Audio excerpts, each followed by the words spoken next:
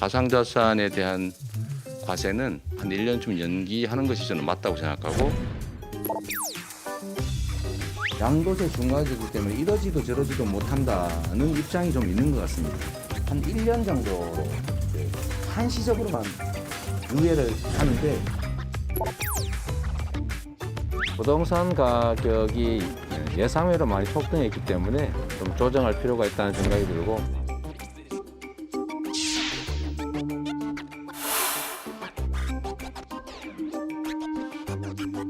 이렇게 어려운 시기에 국민들에게 이런 어떤 부담을 줄여드린다는 것은 뭐 충분히 논의할 수 있는 거라고 생각합니다. 네? 다만 정부로서 양도세 중과 유예 부분들은 뭐 동의하기는 어렵습니다.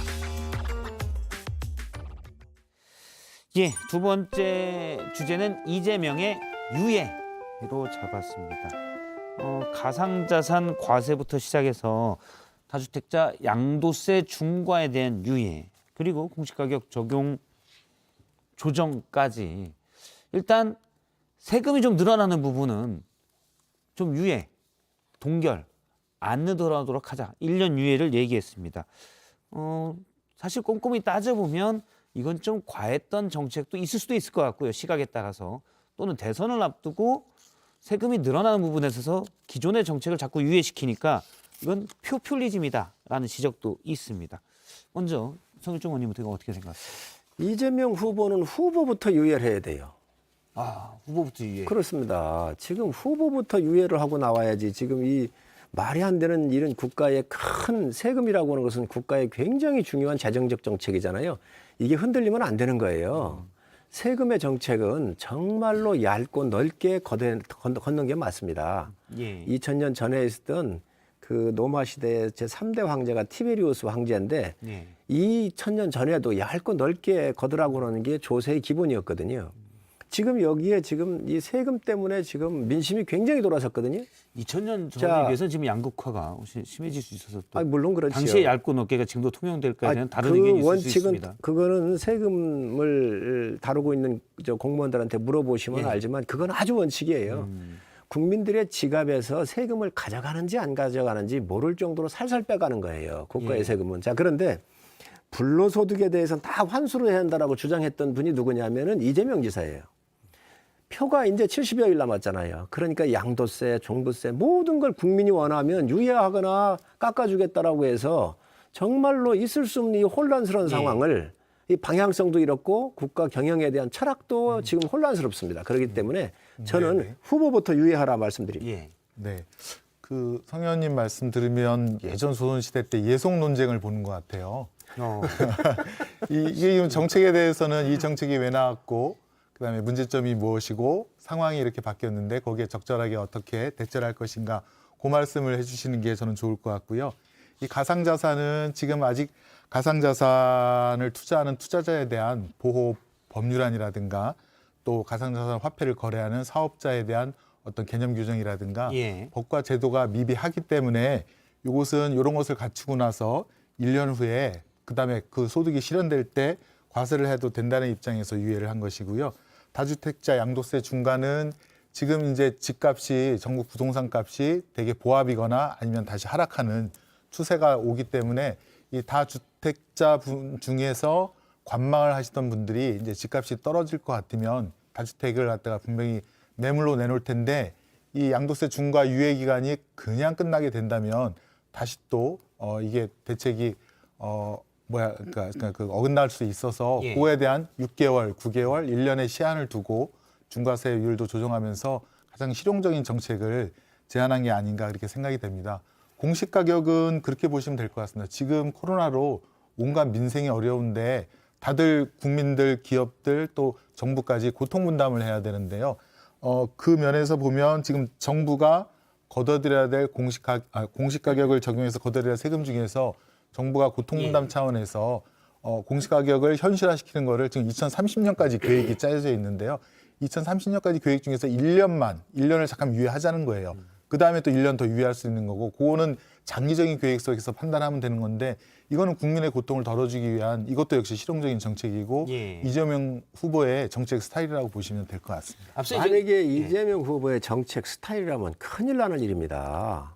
왜 그러냐면 임대차 3법 할 때 뭐라 그랬어요. 여당의 의원들이. 집의 노예로부터 해방된 날이라고 그랬거든요. 지금 어떻습니까? 국민들 거리에 나앉고 있잖아요. 아니 이재명 후보는 임대차 3법을 하시면 아니 글쎄 제가 말씀 들어보세요. 윤호중 원내대표 같은 경우 그 당시 법사위원장을 하고 있을 때 집의 노예로부터 해방된 날이라고 그랬습니다. 25번을 이 정권에서 부동산 정책을 내놨단 말이지요. 다 실패했습니다. 그러면서 불로소득을 다 환수한다고 그랬어요. 네. 자, 그런데 이재명 후보가 왜 이 위험한 후보라고 얘기를 하고 저희가 이렇게 공격을 하냐면 국토보유세를 얘기를 했습니다. 이거 국민이 반대하면 안 하겠다라고 또 했잖아요. 음식점 총량제 도입하겠다고 또 바꿨잖아요. 주 4일제 얘기했다. 이것도 바꿨잖아요. 전 국민 재난지원금 준다고 그러니까 이것도 바꿨잖아요. 국가의 지도자는 일관성이 있어야 돼요. 지금 국민이 반대한다 하더라도 그 뒤에 넘어 보이는 통찰력을 가지고 저게 일정 기간이 지나고 나면 국가의 큰 흐름에 있어서 중요하구나 하면 국민 반대가 있더라도 묵묵히 감내하고 국민을 설득할 수 있는 힘이 있어야 되거든요. 자, 그런데 지금 잠깐만요. 양도세에서부터 종부세에서부터 공시가격까지 국민들이 원하면 유예하겠다? 이 국가의 세제라고 하는 것은 유예가 그렇게 쉬운 게 아니에요. 그렇기 때문에 이것을 조정하거나 원칙적으로 처음부터 다시 정비를 해가야지. 지금 그러면 말씀하신 대로 그런 부분이 있는 것 같아요. 그러니까 앞서 말씀하신 양도세 중과에서 문제, 가상자산 과세 문제 이런 점들이 예기치 못했던 논란들이 나온 게 아니라 처음에 정책을 시행할 때부터 다 이런 문제들이 있다라고 지적이 됐던 것들이거든요. 근데 그때는 그냥 갔다가 지금 와서 유예를 하고 있기 때문에 이거를 선거를 노린 거 아니냐라는 또 지적이 나오는 거고. 아니 그러면 저는 반문하고 싶은 것이요. 그럼 성 의원님께서는 지금 공시가격을 갖다가 국민들이 이렇게 힘든데 80, 90% 바로 올리자는 그런 입장이신가요? 왜 우리가 언제 그런 얘기 한 적이 없죠? 아니 그러니까 반대하면 그렇게 하시겠다는 거예요? 그리고 다주택자 지금 양도세 중과에 대해서도 그러면 이렇게 중과를 계속 때려버리자 지금 그런 말씀이신가요? 아니지요. 아니 들어보세요. 그건 아니시잖아요. 자, 제가 말씀드릴게요. 문재인 정부가 부동산 정책 물론 이제 실패를 했고 또 어느 지역의 집값이 급등한 것은 맞고요. 그래서 이재명 후보가 그거에 대한 보완책으로 또 여러 가지 그 사후 정책으로서 이제 말씀드린 것들이 쭉 있어 왔고 그것의 핵심은 이재명 후보의 그 메타버스 현장을 다니면서 민생을 다니면서 국민들로부터 듣는 얘기를 바로바로 즉각 수용해서 그중에 정책으로 녹아날 수 있는 부분들을 하나하나씩 국민들께 말씀을 지금 드리고 있는 겁니다. 그 가운데 이거를 갖다가 이게 바뀌었다, 정책이 끝났다고 하는 게 아니라 정책을 집행기간을 1년 유예한 겁니다. 1년 유예한 거예요. 정책이 있고 국민들이 따라오는 그 시간이 있는데 타임래그죠. 타임래그가 너무 벌어지면 그러면 그 정책의 집행 시기를 좀 더 1년, 6개월 유예할 수도 있는 겁니다. 그런 걸 갖다가 뭐 정책이 바뀌었다, 말 바꾼다라고 하시면 안 되겠죠. 영원한 정책은 없습니다.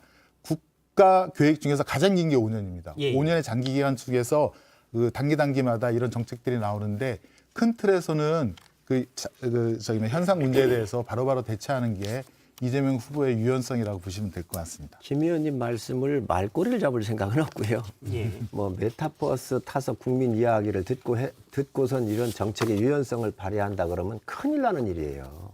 왜 그러냐면 지도자는 메타버스 타기 전에 그 이전부터 몇 개월 전, 1년 전부터 이 워닝의 소리가 많이 나왔잖아요. 부동산 가격이 왜 폭등하는지를 알죠. 공급이 부족했었고 그러다가 보니 양도세 같은 경우는 1가구 2주택이나 3주택 가지고 있는 분들이 25만에서 30만 원 정도 되니 공급을 쏟아지게 나와야 되겠다. 그래서 양도세를 내려달라고 저희가 끊임없이 얘기가 됐고 부동산 전문가들이 계속 요구했던 사항들이에요. 그런 거 아무것도 얘기를 안 했었어요. 그래놓고 나서 잠깐만요. 그래놓고 나서 지금 와가지고 이 문제가 터지니까 선거가 며칠 안 내놓고요.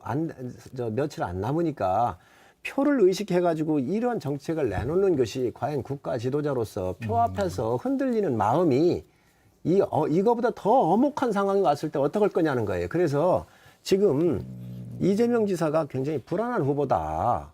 이렇게 보는 것이죠. 그래서 일관성을 좀 갖고 가시라. 예, 제 반론은 그러면 성 의원님 쪽은 국민의 목소리를 안 듣겠다. 뭐 그렇게까지 들리기도 하는데요.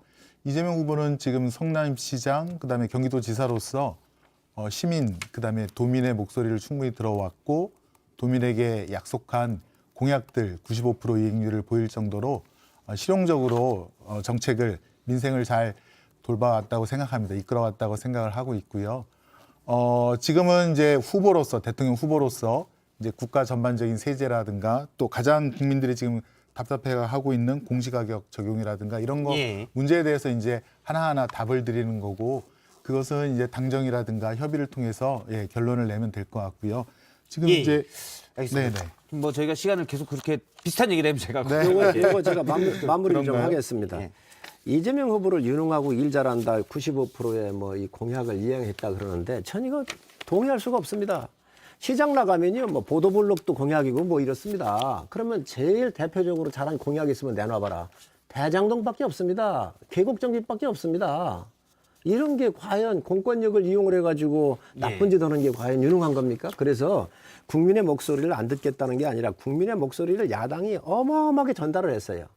전문가들이 어마어마하게 전달을 했는데 그 전에는 불로소득을 다 환수해야 되겠다고 했던 사람이 지금 와가지고 뒤집는 것은 국가 지도자로서 절대로 적절치 않다는 말씀이죠. 반론을 또 드려야 될 것 같네요. 예, 이 부분은. 네네네. 그 이재명 후보가 예컨대 이제 성남시장 이럴 때 그 아이들에게 친환경 급식을 갖다가 이제 제공했다라든가 이런 거 보면 굉장히 그 국민 민생에 밀착한 정책들을 많이 이제 실현을 하셨던 것 같고요. 그 다음에 지금 이제 이 세제에 대해서도 이재명 후보로서는 가장 지금 이제 언론에서 또 국민들이 말씀하신 거에 대해서 일단은 답을 드렸다고 보고 저는 이제 성 의원님과는 지금 생각이 완전히 틀린데 성 의원님 말씀은 여의도 화법인 것 같아요. 그러니까 전문가가 이렇고 의원들이 이렇다. 근데 저는 직접 민주주의를 많이 도입해야 된다. 왜냐하면 4차 산업혁명으로 SNS 발달로 국민의 의사라든가 그런 것이 구글이라든가 여러 가지 트렌드를 통해서 다 알 수가 있는데 그런 것들을 갖다가 다 저희가 검색도 하고 그런 의견도 듣고 이런 직접 민주주의 요소를 우리가 많이 도입을 해야 정책과 민심이 함께 일치될 수 있다 이렇게 보여집니다. 재정 여건이 좋은 성남시 같은 경우가 친환경을 한 게 이게 공약을 높였다고요? 자, 지방에 성남시 가면 그 모라토리움으로 아니, 잠깐만요. 타산에 갔다가 잠깐만요. 잠깐만요. 잠깐만요. 전제가 틀린데. 아니, 잠깐만요. 그 다음 말이 시간이면 주장만 듣겠습니다. 지방에 가면 네네. 정말 재정 자립도가 20-30% 되는 그런 곳에서도 친환경 급식 지금 다 하고 있는 거 국민들이 다 알고 있습니다. 그러니까 이재명 후보가 먼저 하니까 따라 하잖아요. 먼저 한 게 아닙니다. 지방에서 먼저 한거 했어요. 아닙니다. 그리고 성남시는 모라토리움을 선언할 정도로 어려웠어요, 의원님.